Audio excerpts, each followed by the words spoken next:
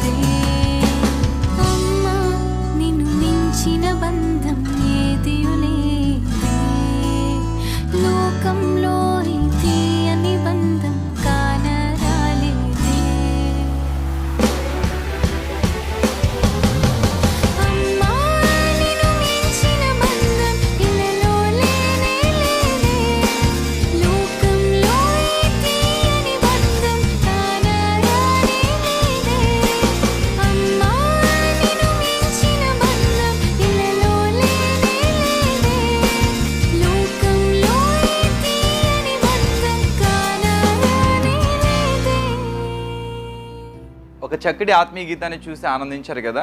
మన daily bread కార్యక్రమాన్ని వీక్షిస్తున్నటువంటి వీక్షకులందరికీ ఈరోజు మదర్స్ డే సందర్భంగా మీ అందరికీ కూడా ప్రత్యేకమైనటువంటి మదర్స్ డే శుభాకాంక్షలు తెలియజేస్తున్నాము. ఈ లోకంలో తల్లి యొక్క ప్రేమ చాలా గొప్ప ప్రేమ. తల్లికి దేవుడు చాలా గొప్ప స్థానాన్ని అనుగ్రహించున్నాడు.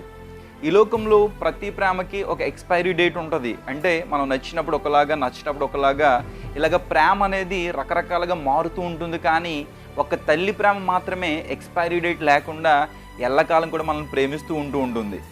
ఈ లోకంలో చావుకి సైతం ఎదురెళ్ళి బిడ్డకి జన్మనిచ్చేది ఒక తల్లి మాత్రమే. అంత గొప్ప ప్రేమ తల్లి ప్రేమ. ఎందుకంటే తల్లికి మించినటువంటి ప్రేమ ఈ లోకంలో ఎక్కడా కూడా లేదు. బిడ్డకి ఒంట్లో బాగున్నప్పుడు తల్లి పడేటువంటి ఆ తపన, తల్లి పడేటువంటి ఆ వేదన వర్ణనాతీతం. బిడ్డ సంతోషంగా ఉన్నప్పుడు తల్లి పడేటువంటి సంతోషం ఎంతో గొప్పది. తల్లికి ఎలాంటి కల్మషం ఉండదు బిడ్డ విషయంలో. బిడ్డను ఎప్పుడు కూడా కంటికి రెప్పలాగా కాచుకుంటూ ఉంటుంది తల్లి. నిద్ర లేకపోయినా, భోజనం లేకపోయినా తల్లికి పెద్ద బాధ అనిపించదు. కానీ బిడ్డ మాత్రం ఏడుస్తుంటే తల్లికి చాలా బాధగా ఉంటుంది. బిడ్డ ఎదిగి వర్ధిల్లుతున్నప్పుడు తల్లికి కలిగేటువంటి ఆనందం చాలా గొప్పగా ఉంటుంది. ఈ లోకంలో ఎన్ని ప్రేమలు ఉన్నా సరే తల్లి ప్రేమ అనేది చాలా గొప్పది. కాబట్టి తల్లికి మనం సముచిత స్థానాన్ని ఇవ్వాలి. జ్ఞానైన సొలొమోను మహారాజు గారి దగ్గరికి ఒక ఇద్దరు స్త్రీలు న్యాయం కోసం వస్తారు.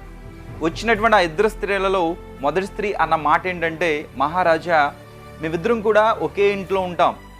నేను ఒక బిడ్డకి జన్మనిచ్చిన 3 దినాలకి ఈమె కూడా బిడ్డకి జన్మనిచ్చింది. మేమిద్దరం కూడా ప్రతిరోజు ఆ గృహంలోనే ఉంటాం. మేమిద్దరం తప్ప ఆ ఇంట్లో వేరే వాళ్ళు ఎవరు ఉండరు. ఒక రోజు రాత్రి ఏం జరిగిందంటే, ఆ స్త్రీ నిద్రలో తన బిడ్డ మీద పడిపోవడం వల్ల ఆ బిడ్డ చనిపోయాడు. చనిపోయినప్పుడు ఆ స్త్రీ ఏం చేసిందంటే, ఆ చనిపోయిన బిడ్డను తీసుకొచ్చి నా ప్రక్కలో పడుకోబెట్టి, నా ప్రక్కలో ఉన్నటువంటి, నా బ్రతికి ఉన్నటువంటి బిడ్డని తీసుకుని వెళ్ళి తన ప్రక్కలో పెట్టుకుంది. ఉదయం లేచిన తర్వాత నా బిడ్డకి పాలు ఇవ్వాలని నేను చూసినప్పుడు చనిపోయిన బిడ్డ నా ప్రక్కలో ఉన్నాడు. నేను పరిశీలనగా చూసినప్పుడు అది నా బిడ్డ కాదు, ఆమె బిడ్డ అని ఆమె ఇంకా చెప్తూ ఉండగా రెండో స్త్రీ, లేదు మహారాజా, బ్రతికున్న బిడ్డే నా బిడ్డ, చనిపోయింది తన బిడ్డ అని చెప్తుంది. దానికి ఈ స్త్రీ కూడా, లేదు మహారాజా, చనిపోయిందే తన బిడ్డ, బ్రతికున్నది నా బిడ్డ అని చెప్తుంది.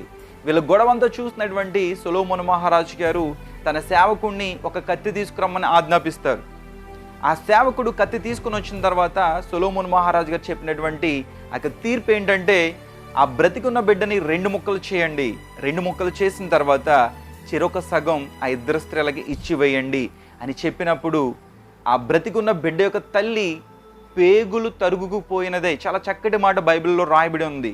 పేగులు తరుగుకుపోయినదే. ఎందుకంటే తన బిడ్డ చనిపోబోతున్నాడన్న ఆ భయంతో, ఆ వేదనతో, ఆ బాధతో అన్నటువంటి మాట ఏంటంటే, వద్దు మహారాజా, నా బిడ్డని మీరు 2 ముక్కలు చేయొద్దు, నా బిడ్డని ఆమెకే ఇచ్చేయండి, నా బిడ్డ ఎక్కడున్నా బ్రతికుంటే నాకు అదే చాలు అని మాట్లాడుతుంది. ఎందుకంటే ఆమె నిజమైన తల్లి కాబట్టి, ఆమెది నిజమైన తల్లి ప్రేమ కాబట్టి ఆ మాట మాట్లాడగలిగింది.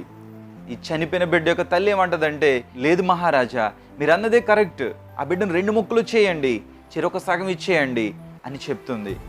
అది విన్నటువంటి మహారాజు ఒక చక్కటి తీర్పు చెప్తాడు. అదేంటంటే, ఎవరైతే ఆ బిడ్డను చంపవద్దన్నారో ఆమె నిజమైన తల్లి, ఆమెకి ఈ బిడ్డను ఇచ్చివేయండి అని తీర్పు చెప్పడం జరుగుతుంది. నిజమే, తల్లి ఏం కోరుకుంటుందంటే, బిడ్డ ఎక్కడున్నా సంతోషంగా ఉండాలి, బిడ్డ ఎక్కడున్నా బ్రతికుంటే చాలు అని కోరుకుంటుంది. ఈ లోకంలో చాలామంది తల్లులు వాళ్ళ బిడ్డల కోసం ఎన్నెన్నో గొప్ప గొప్ప త్యాగాలు చేస్తున్నారు. ఏ పిల్లలకి వాళ్ళ తల్లి చాలా స్పెషల్. ఎందుకంటే ఆ ప్రేమను వాళ్ళ చెవి చూస్తారు కాబట్టి. దేవుడు ప్రత్యక్షంగా తన ప్రేమను మనకి పంచిపెట్టకుండా ఏం చేస్తాడంటే, తల్లిని మనకు అనుగ్రహించి ప్రత్యక్షంగా ప్రేమను పంచిపెట్టేటట్టుగా చేశాడు. కాబట్టి మనం తల్లుల విషయంలో చాలా జాగ్రత్తగా ఉండాలి. తల్లులు మనం కష్టపెట్టకూడదు, వాళ్ళని ఏడిపించకూడదు, వాళ్ళని బాధ పెట్టకూడదు, వాళ్ళకి క్షోభకు గురి చేయకూడదు. వాళ్ళని మనం ప్రేమించాలి. ఎందుకంటే వాళ్ళు మన కోసం చేసినటువంటి త్యాగం చాలా గొప్ప త్యాగం. మన కోసం ప్రాణాన్ని సైతం వారు లెక్క చేయకుండా మనల్ని ప్రసవించారంటే, మనల్ని కని ఉన్నారంటే వాళ్ళ యొక్క రుణం ఈ జన్మలో మనం తీర్చుకోలేం. కాబట్టి తల్లుల విషయంలో మనం చాలా చాలా జాగ్రత్తగా ఉండాలి. ఎందుకంటే దేవుడు కూడా తల్లిని ప్రేమించాడు. యేసుక్రీస్తు ప్రభు వారు సిలువలో వేలాడుతూ సైతం తన ప్రియమైన శిష్యుడు తన తల్లి అక్కడ ఉండడం చూసి ఆయన పలికినటువంటి మాట ఏంటంటే, ఇదిగో నీ తల్లి అని చెప్పి శిష్యుడికి తన తల్లి బాధ్యతను అప్పచెప్పాడు ఆయన. తల్లిని ఆయన విస్మరించలేదు. కాబట్టి మనము కూడా మన తల్లుల్ని మనం విస్మరించకూడదు. చిన్న చిన్న మాటలు అనుకోవడం లేదా చిన్న చిన్న కోపతాపాలు సహజమే, కానీ తల్లిని క్షోభ పెట్టేటువంటి విధంగా మనం ఎప్పుడూ కూడా ప్రవర్తించకూడదు. ఎందుకంటే బైబిల్ గ్రంథంలో ఒక చక్కటి మాట రాయబడి ఉంది. అదేంటంటే యెషయా గ్రంథము 66వ అధ్యాయం 13వ వచనం. ఒకని తల్లి వానిని ఆదరించినట్లు నేను మిమ్మును ఆదరించదను. దేవునికి స్తోత్రం. దేవుడు ఎంత ప్రేమమయుడండి. దేవుడు తన యొక్క ప్రేమని తల్లి ప్రేమతో పోలుస్తున్నాడంటే తల్లికి ఎంత సముచిత స్థానాన్ని దేవుడిచ్చి ఉన్నాడో మనం గమనించాలి. తల్లికి ఎంత ఉన్నత స్థానాన్ని ఇవ్వకపోతే దేవుడు తన ప్రేమని తల్లి ప్రేమతో పోలుస్తాడు.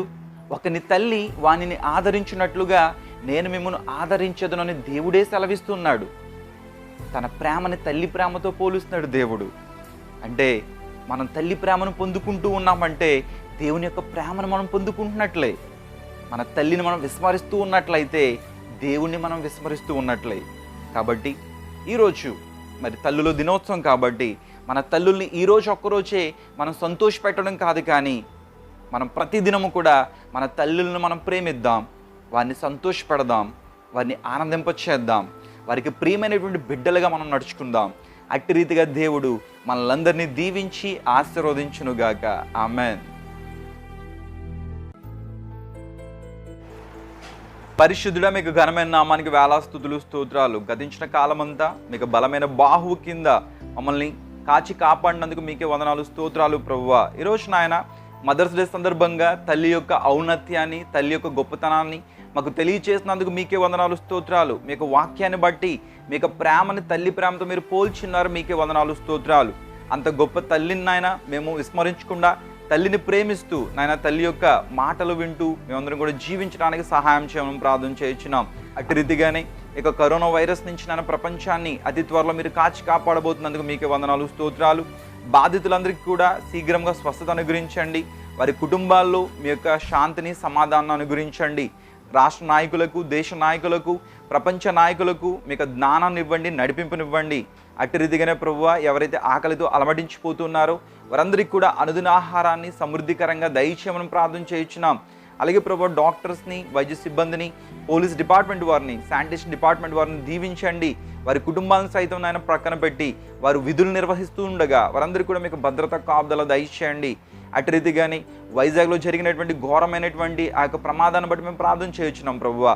ఎవరైతే మృతులు ఉన్నారో వారి కుటుంబాలనైనా ఆదరించండి. ఎవరైతే అస్వస్థతలు ఉన్నారో వారందరికీ కూడా శీఘ్రంగా స్వస్థత అనుగ్రహించండి. వైజాగ్ని కాచి కాపాడమని ప్రార్థన చేయించున్నాం. మరలా ఎలాంటి ప్రమాదాలు ఏమీ జరగకుండా మీ కాపుదల దయచేయండి. అలాగే చంటి బిడ్డలను, వృద్ధులను, గర్భిణీ స్త్రీలను, బాలింద్రాలను దీవించండి. మీ కాపుదల వారికి అనుగ్రహించండి. విధవరాండ్రను ఆదరించండి. మీకు తోడుని వారికి అనుగ్రహింప చేయమని ప్రార్థన చేయించున్నాం. ఈ రోజంతా మీ కృపా కాపుదల మాపై మెండుగా కుమ్మరించి మీరే మహిమ పొందమని యేసుక్రీస్తు దివ్య పరిశుద్ధ నామమున అడిగి వేడుకునిచున్నాం పరమ తండ్రి. ఆమెన్. మరొకసారి మన డైలీ బ్రెడ్ కార్యక్రమాన్ని వీక్షిస్తున్నటువంటి వీక్షకులందరికీ మదర్స్ డే శుభాకాంక్షలు తెలియజేస్తున్నాం.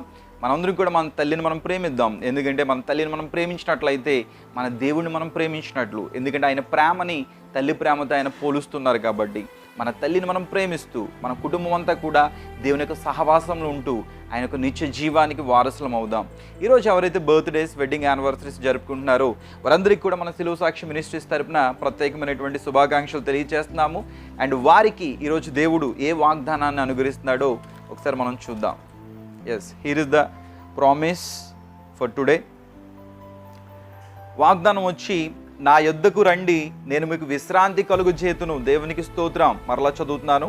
నా యొద్దకు రండి, నేను మీకు విశ్రాంతి కలుగు చేతును. మత్తయి సువార్త 11వ అధ్యాయం 28వ వచనం. ఎవరైతే సాధక బాధల్లో ఉన్నారు, ఎవరైతే ఇబ్బందుల్లో ఉన్నారు, ఎవరైతే కష్టాల కడల్లో ఉన్నారు, ఎవరైతే అస్వస్థతలు ఉన్నారో వారందరికీ కూడా దేవుడి రోజు ఇస్తున్నటువంటి వాగ్దానం ఏంటంటే, నా యొద్దకు రండి, నేను మీకు విశ్రాంతిని కలుగు చేతును, నేను మీకు స్వస్థతను కలుగు చేతును, నేను మీకు సమృద్ధిని కలుగు చేతునని దేవుని యొక్క వాగ్దానం ఈరోజు మనతో మాట్లాడుతుంది. ఈరోజు ఎవరైతే బర్త్డేస్, వెడ్డింగ్ యానివర్సరీస్ జరుపుకుంటున్నారో వారందరూ కూడా తలలు వంచినట్లయితే మీ కొరకు నేను ప్రార్థిస్తాను. దేవా మీకే వందనాలు, స్తోత్రాలు. ఈరోజు ఎవరైతే బర్త్డేస్, వెడ్డింగ్ యానివర్సరీస్ జరుపుకుంటున్నారో వారందరినీ కూడా దీవించండి, ఆశీర్వదించండి. గతించిన కాలం అంతా కాచి కాపాడినందుకు మీకే వందనాలు, స్తోత్రాలు. ఈరోజు వారికి సంవత్సరం అనే దయాకిరీటాన్ని ధరింప చేసినందుకు మీకే వందనాలు, స్తోత్రాలు. రాబోతున్న దినాలని కూడా దీవించండి, ఆశీర్వదించండి. మీ కాపుదల ఇవ్వండి, దీర్ఘాయుష్ను అనుగ్రహించండి, చక్కటి ఆరోగ్యాన్ని దయచేయండి. వారి కుటుంబంలో శాంతిని, సమాధానాన్ని, వారి జీవితాలు గొప్ప గొప్ప విజయాలను అనుగ్రహించి మీరే మహిమ పొందమని యేసుక్రీస్తు దివ్య పరిశుద్ధ నామమున అడిగి వేడుకునిచున్నాం పరమ తండ్రి, ఆమెన్. వన్స్ అగైన్ ఈరోజు మరి బర్త్డేస్ అలాగే వెడ్డింగ్ యానివర్సరీస్ జరుపుకుంటున్న ప్రతి ఒక్కరికి కూడా సిలువ సాక్షి మినిస్ట్రీస్ తరపున విషెస్ తెలియజేస్తున్నాను. మరి ఈ రోజు దేవుడు మీకు అనుగ్రహించినటువంటి ఈ యొక్క గొప్ప రోజును బట్టి మీకు తోచిన సహాయం, మీరు చేయగలిగే సహాయం మీ ప్రాంతాల్లో చేయండి. భోజనం లేని వారికి భోజనం పెట్టండి, దేవుడు మిమ్మల్ని సమృద్ధిగా దీవిస్తాడు. అలాగే మన సిలువ సాక్షి మినిస్ట్రీస్ తరపున కూడా దేవుడు ఎవరినైనా ప్రేరేపించి ఎవరైనా మాకు సహకరించినట్లయితే ఆ సహకారంలో కొంత భాగాన్ని మేము సేవా కార్యక్రమాలకి వినియోగించడం జరుగుతుంది. మరి మీరు కూడా మన పరిచర్యలో ఒక కాకోలం వలె సహకరించాలన్న ఆలోచన కలిగి ఉన్నట్లయితే మీరు మా ఫోన్ నెంబర్కి సంప్రదించండి. మాకు ఏ సంస్థల నుంచి సహకారం లేకపోయినా దేవుడే మాకు సహాయకారిగా ఉండి మమ్మల్ని నడిపిస్తూ ఉన్నాడు. దేవునికి మహిమ కలుగును గాక. అలాగే మీకు ఎవరికైనా ప్రేయర్ రిక్వెస్ట్లు ఉన్నట్లయితే మమ్మల్ని సంప్రదించండి. మా ఫోన్ నెంబర్ 8688885588.